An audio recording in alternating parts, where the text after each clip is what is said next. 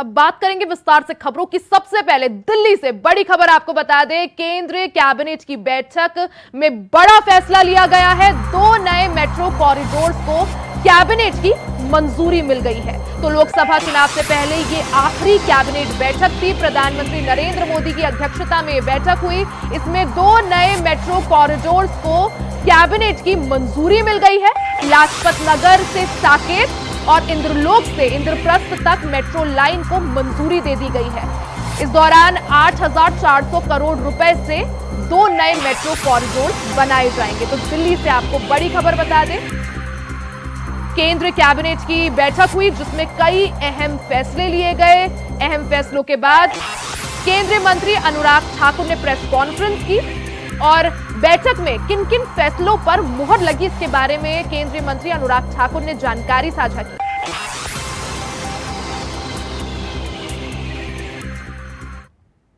1 kilometre के लगभग बनेगी। इसके कुल मिलाकर 10 स्टेशन होंगे, जिनमें से 9 अंडरग्राउंड और 1 एलिवेटेड होगा।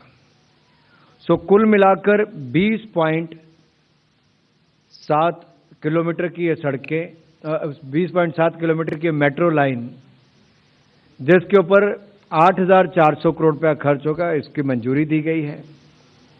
इससे पहले भी 2019 में 3 कॉरिडोर को मंजूरी दी गई थी।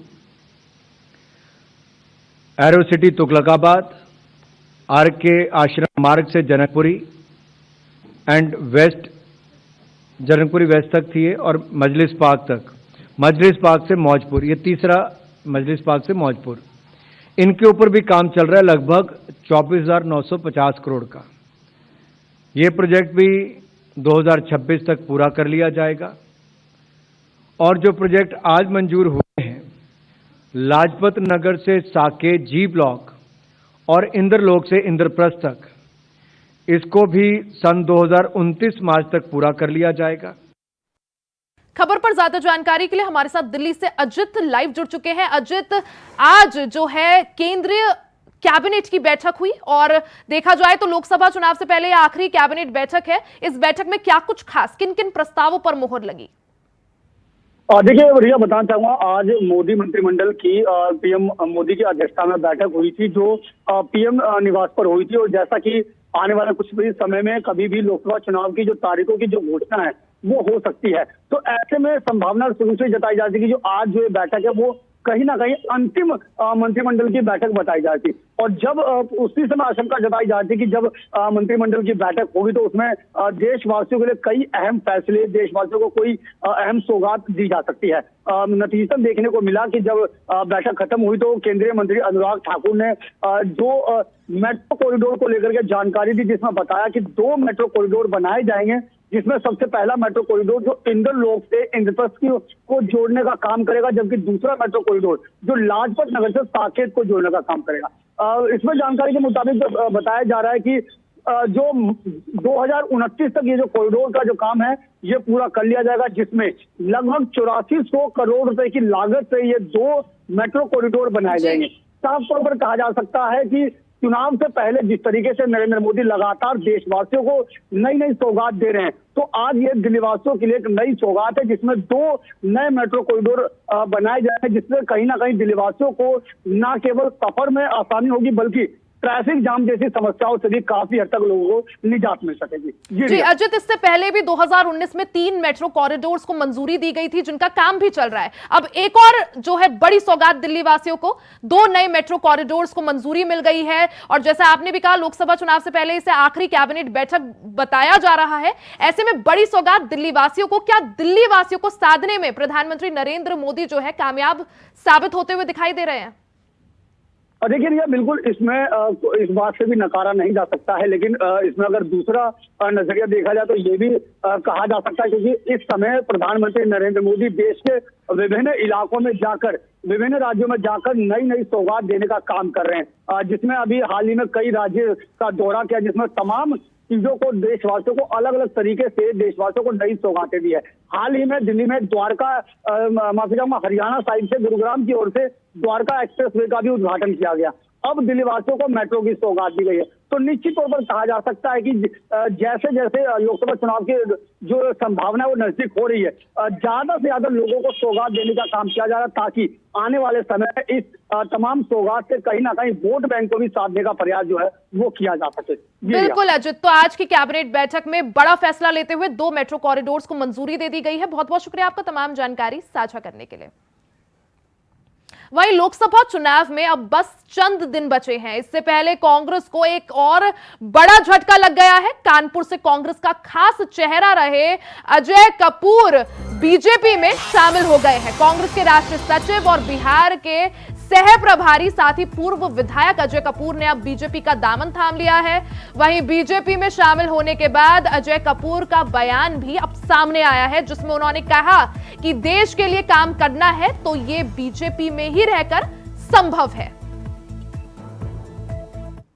ये देश तरक्की का मार्ग प्रशस्त कर रहा है। मैंने 8 चुनाव लड़े, 4 हारे 4 जीते, लेकिन आज काम करना है अगर देश की तरक्की के लिए तो माननीय मोदी जी के साथ, माननीय भारतीय जनता पार्टी के साथ, आदरणीय अमित शाह जी के साथ, नड्डा जी के साथ और पूरी भारतीय जनता पार्टी के पास हर व्यक्ति को करना पड़ेगा। और मेरा अनुमान है कि कांग्रेस पार्टी के और सभी दलों के, और चाहे यूपी हो चाहे बिहार हो, बहुत से लोग मेरे साथ पार्टी।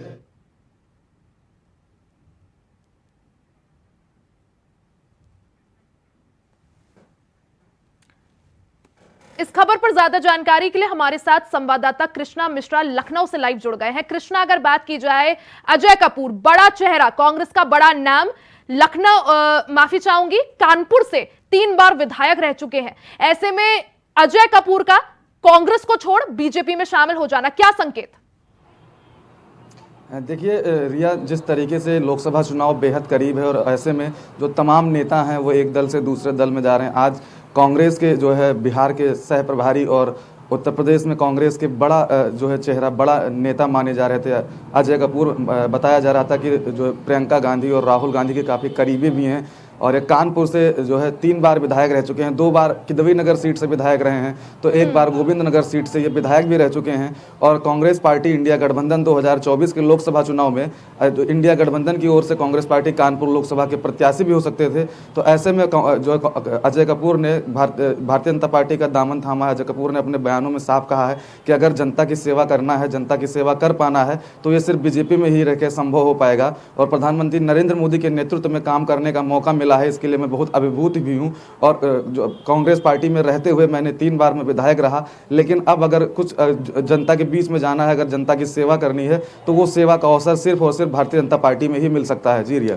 कृष्णा, जिस तरह से जगह जगह से खबर आ रही है कि नेताओं का दल बदलने का जो सिलसिला है वो जारी है, कांग्रेस के कई नेता जो है बीजेपी का दामन थाम चुके हैं, अब अजय कपूर भी बीजेपी में शामिल हो गए हैं और अजय कपूर का जो बयान सामने आया है कि अगर जनता की सेवा करनी है तो बीजेपी के साथ रहकर ही संभव है, तो क्या यह माना जा सकता है कि कांग्रेस जो है अपने नेताओं का विश्वास नहीं जीत पा रही है?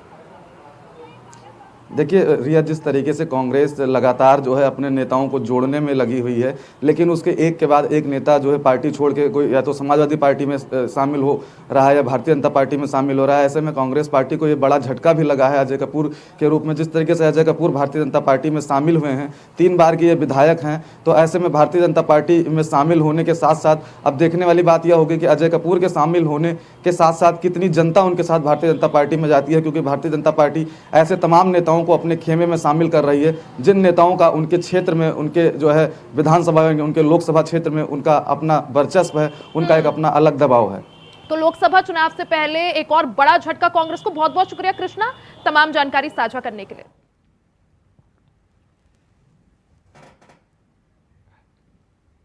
वहीं रुक करते हैं पटना की तरफ। पटना से बड़ी खबर सामने आ रही है। पटना सिविल कोर्ट में बड़ा हादसा हो गया है। बड़ी खबर आपको बता रहे हैं, पटना से बड़ी खबर, पटना सिविल कोर्ट में बड़ा हादसा हुआ है। ट्रांसफार्मर फटने से 3 वकील झुलस गए। हादसे में एक वकील की मौत की बात भी सामने आई है। तो बड़ी खबर आपको बता रहे हैं जो सीधा पटना से आ रही है। पटना कोर्ट में आज बड़ा हादसा हुआ है। तस्वीरें आपको लगातार आपकी टीवी स्क्रीन पर दिखा रहे हैं कि किस तरह से ट्रांसफार्मर फटने के बाद 3 वकील जो हैं वो झुलस गए और हादसे में एक की मौत भी हो गई।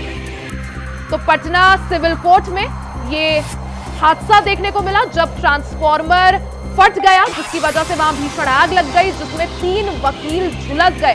हादसे में एक वकील की मौत भी हो गई और इस पूरे घटनाक्रम के बाद वकीलों में काफी रोष था। वकीलों ने जमकर कोर्ट के बाहर प्रदर्शन किया।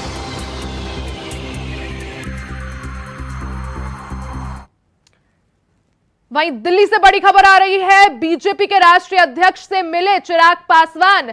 मुलाकात के बाद एक्स पर पोस्ट करके जानकारी साझा की है। तो बिहार में सीट बंटवारे को अंतिम रूप दे दिया गया है, ऐसा चिराग पासवान ने एक्स पर लिखा है।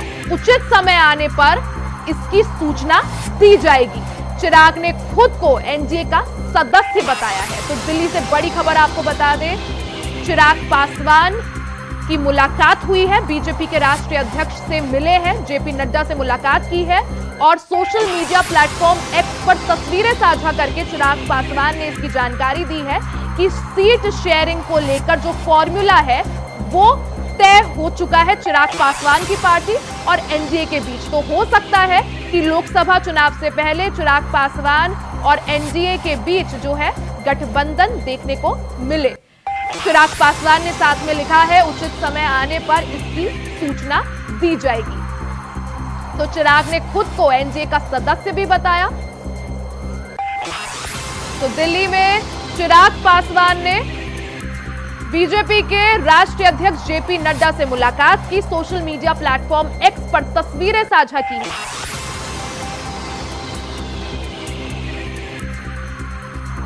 खबर पर ज्यादा जानकारी के लिए हमारे साथ दिल्ली से सादिक खान फोन लाइन पर जुड़ चुके हैं। सादिक, जिस तरह से खबर आ रही है कि चिराग पासवान जो है बीजेपी के राष्ट्रीय अध्यक्ष जेपी नड्डा से मिले हैं, सोशल मीडिया प्लेटफॉर्म एक्स पर भी तस्वीरें साझा की है, क्या जानकारी, क्या अपडेट और क्या मायने इस मुलाकात के? जी बिल्कुल रिया, मैं आपको बता दूं, जिस तरह से लगातार खबरें चल रही थी कि चिराग पासवान नाराज हैं, तो उसी के बाद आज यहाँ भाजपा के राष्ट्रीय अध्यक्ष हैं जेपी नड्डा के आवास पर पिछले कई घंटों से ये महत्वपूर्ण बैठक चल रही थी, जो अब बैठक समाप्त हुई है, जिसके बाद चिराग पासवान की तरफ से ही एक पोस्ट डाली गई। उसमें साफ तौर पर चिराग पासवान ने कहा है कि हमारी पूरी तरह से सहमति बन चुकी है और समय आने पर इसकी सूचना दी जाएगी। तो इससे साफ है कि जिस सीटों पर आज चर्चा हुई है, सीट शेयरिंग को लेकर चर्चा हुई है, पूरी तरह से चिराग पासवान की भारतीय जनता पार्टी के साथ जो बातचीत हुई है वो पूरी बात फाइनल हो चुकी है। जल्द ही इसका ऐलान भी किया जाएगा। जी रिया। सादिक, तो एक तरह से एनडीए अपना कुनबा बढ़ाते चला जा रहा है, चिराग पासवान जुड़ चुके हैं अब, और जिस तरह से चिराग पासवान ने एक्स पर पोस्ट किया है कि सीट शेयरिंग को लेकर जो फॉर्मूला है वो तय हो गया है, इसको लेकर क्या कुछ? जी बिल्कुल, जिस तरह से रिया अभी पहले जो पिछले 2-3 दिन से लगातार नाराजगी की खबरें आ रही थी कि सीट शेयरिंग को लेकर लगातार जो चिराग पासवान अपनी तरफ से जो डिमांड कर रहे थे उस पर सहमति नहीं बन पाई थी, लेकिन उसके बाद आज जो ये महत्वपूर्ण बैठक हुई है उसमें साफ तौर पर चिराग पासवान की तरफ से भी साफ कर दिया गया है कि आज सीट शेयरिंग पर जो जितनी सीटें चिराग पासवान चाहते थे उन सीटों पर सहमति बन चुकी है। अब देखना यह होगा कि किसी भी समय भारतीय जनता पार्टी अपनी दूसरी सूची जारी कर सकती है, उसमें जो है बिहार की सीटें भी शामिल होंगी। जी प्रिया। सादिक, जो ये आज बैठक हुई चिराग पासवान और बीजेपी के राष्ट्रीय अध्यक्ष जेपी नड्डा के बीच, क्या कुछ इसमें खास और बैठक के क्या मायने? जी बिल्कुल, साफ तौर पर बैठक के यही मायने है, जो जिस तरह से नाराजगी चल रही थी उस नाराजगी को दूर करने के लिए खुद भाजपा के राष्ट्रीय अध्यक्ष ने आज चिराग पासवान को अपने आवास पर बुलाया। तो पूरी तरह से दोनों में घंटों तक ये महत्वपूर्ण बैठक चली। पूरी जो लड़ाई, जो नाराजगी बताई जा रही थी वो सिर्फ और सिर्फ बिहार की सीटों को लेकर थी। जिस तरह से चिराग पासवान एनडीए के साथ पहले से ही जुड़े हुए हैं, खबरें आ रही थी कि ये गठबंधन टूट सकता है, लेकिन आज जो ये बैठक हुई है महत्वपूर्ण बैठक में, इस बैठक को आप साफ तौर पर ये कह सकते हैं ये बैठक सफल बैठक हुई है। चिराग पासवान ने इस पर साफ कर दिया कि अब चिराग पासवान कहीं नहीं जा रहे हैं, वो भारतीय जनता पार्टी और एनडीए के साथ मिलकर लोकसभा चुनाव मजबूती के साथ लड़ेंगे। जी रिया। ठीक है सादिक, बहुत बहुत शुक्रिया आपका तमाम जानकारी साझा करने के लिए।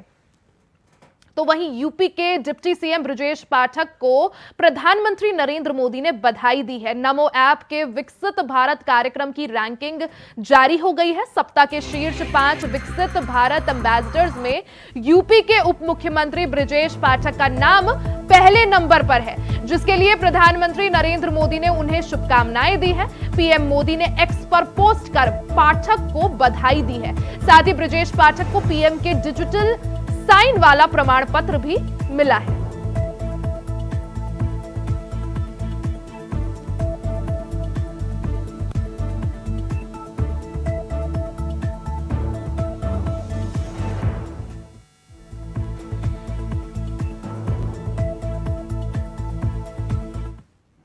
इसी के साथ इस बुलेटिन में फिलहाल के लिए सिर्फ इतना ही। खबरों का सिलसिला आगे भी जारी रहेगा, बने रहे हमारे साथ, देखते रहे इंडिया वॉइस।